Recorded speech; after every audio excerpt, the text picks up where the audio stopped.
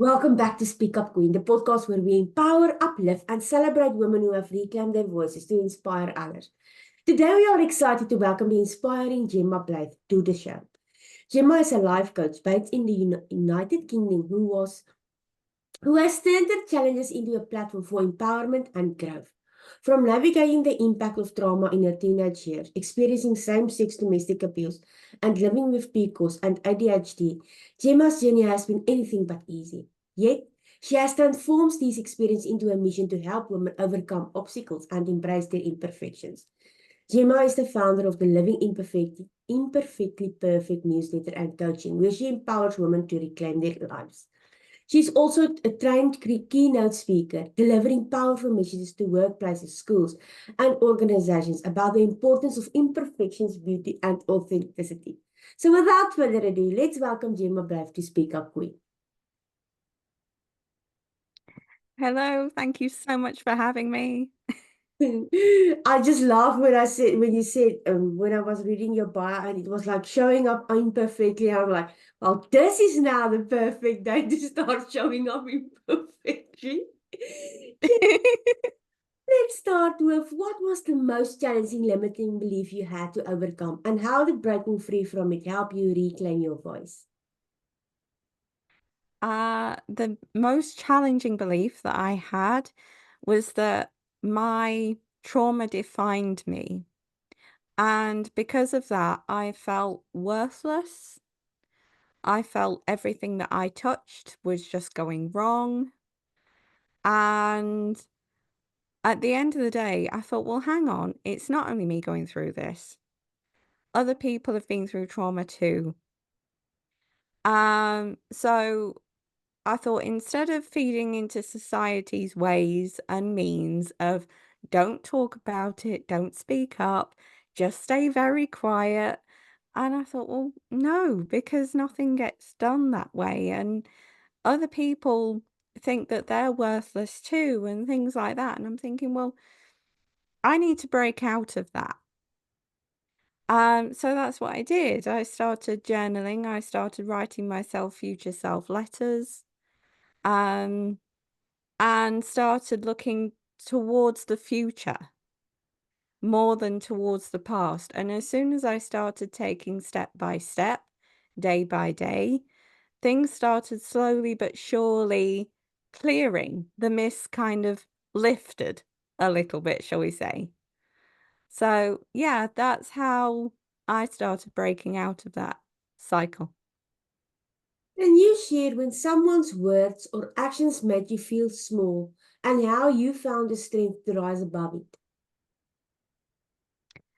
It was when I was actually at school, and when I went through the trauma both times actually, I felt so small and as though I was being patronized at different levels. And I thought, well, hang on, stop. I'm not that small child anymore. I need to stop feeling like I'm that small child now and start thinking, well, what do I want instead of what they want me to want? So then I started compiling lists. I started really looking to climb that mountain instead of fall back down it. Um, so that's why I just didn't want to feel like that small little girl anymore. Hmm. What safety resources, spaces, or tools have most impacted your healing journey? Being able to talk and have my little support circle. Oh, bless you. Being able to have my support circle and being able to turn to other female survivors too. Because even though I coach female survivors, like I will never forget the spaces where you can meet female survivors online and know that you're actually not the only one going through it, and know that you can share your story without like repercussions from it, because they're not blackmailing me anymore. Um, so yeah, that's why I started sharing, and that's where I got the courage from.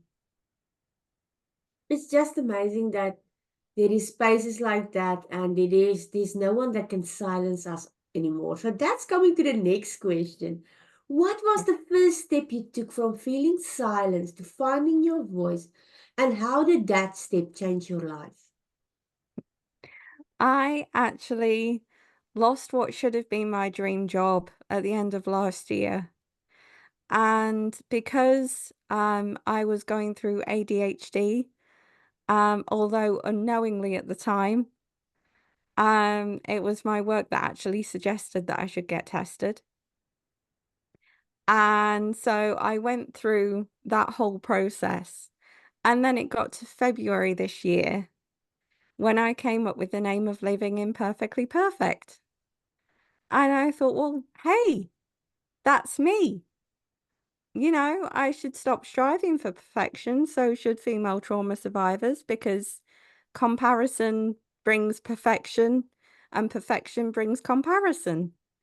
So I thought, well, no, embrace imperfections and become empowered to be unique. So that was my tagline and still is. And since then, it's just gone on and on from being a newsletter to now a podcast and all that good stuff.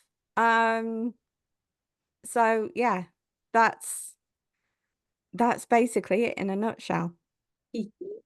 I'm like firing up. What's one powerful lesson you've learned about self-worth, and how do you carry it with you as you continue to grow and inspire others?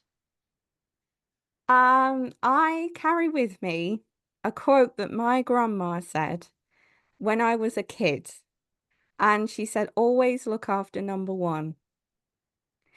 That stayed with me for years and years, and it's inspired my self-worth now more than ever, because I thought, well, no, if my little grandma could say that way back then with all she'd been through in her life, I thought, no, she had a point. So now I always do that whenever I have like a little wobble or think that I'm not good enough. I always refer back to that quote that she said, because that always inspires me to look for the next step and what's the next thing that I can do and how can I improve this and things like that. So it just fits together like one little jigsaw puzzle. It So, is yeah. it is so strange that our grandmothers said something when we were little, and it was keeping in the back of our heads, and we were leaving Yeah. it there. And when we actually needed it, it was just popping up. For me, it was just popping up, and I was like, what? Yeah, It's just amazing how people can change our life with words, and the impact it has um to celebrate and empower instead of breaking down. exactly. If you could tell your Exactly. 17-year-old self one thing, what would it be and why? It would be, you are going to face challenges, but you will overcome them. And that's because all the way through my life, right from primary school, I had challenges. I was bullied. I was the odd one out. Then through secondary school, when I came out and had all that stuff going on, I was bullied again. I was segregated again. I found my love of the dramatic arts through secondary school. Then I went into college and I was segregated again. I was the only girl on the computing course in college.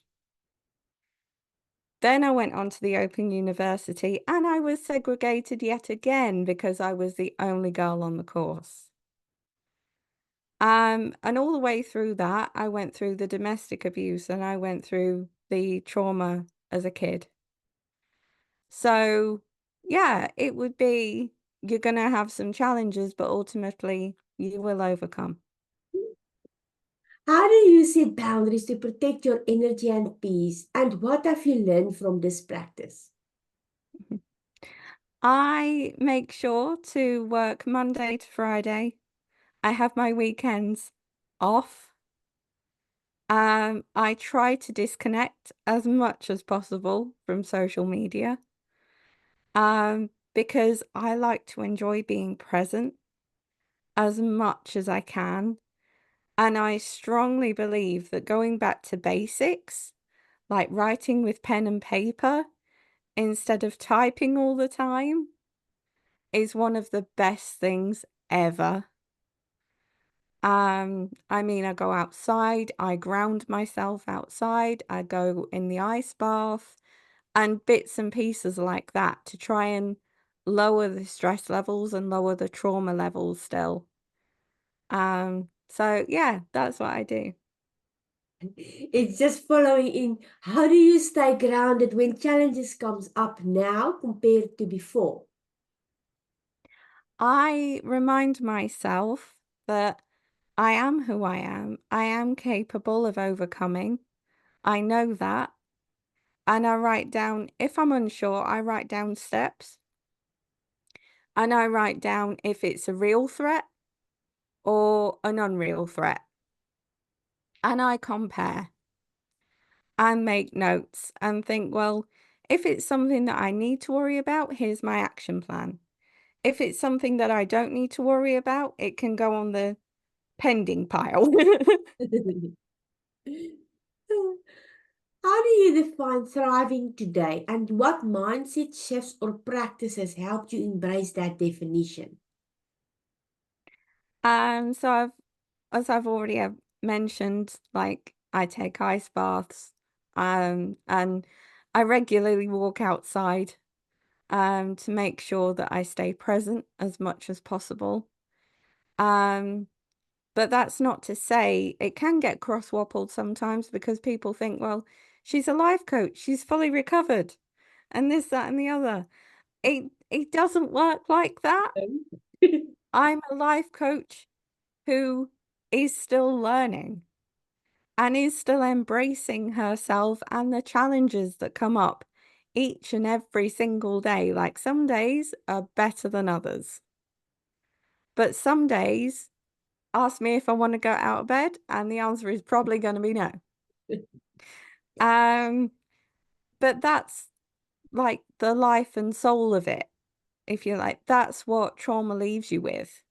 Yes. But at the end of the day, if you can spend 95% of your time out of bed, then that's good. That's a win. Um, so I think that's something that people can take away from that. So, yeah. What made you decide to be featured on Speak Up Queen, and how does it feel knowing that there's a safe space for women to share their stories and inspire others? I feel so honored to be here because, as I've already said, I was segregated, I was discriminated. I know how it feels to be pushed to the back of the pack for no reason.